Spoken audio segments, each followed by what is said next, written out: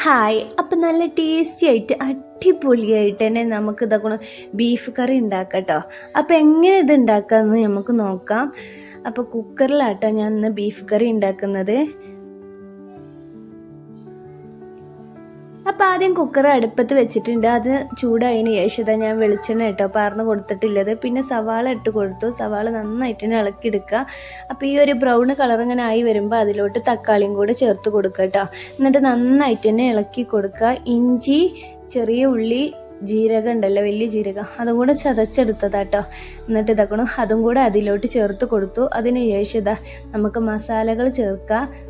മഞ്ഞൾപ്പൊടി, മല്ലിപ്പൊടി, കാശ്മീരി മുളക് പൊടി, സാദാ മുളക് പൊടി, ബീഫ് മസാല കേട്ടോ, അതും കൂടെ ചേർത്ത് കൊടുത്തിട്ട് നന്നായിട്ട് തന്നെ ഇളക്കി കൊടുത്തു.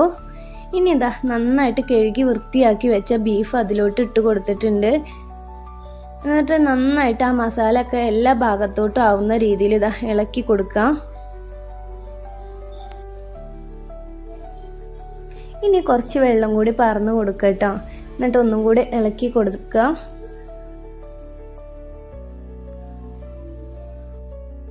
ആവശ്യത്തിനുള്ള ഉപ്പും കൂടെ ചേർത്ത് കൊടുത്തു. അതുപോലെ തന്നെ നമ്മുടെ ഉലുവയും കൂടെ ചേർത്ത് കൊടുത്തിട്ടുണ്ട് കേട്ടോ.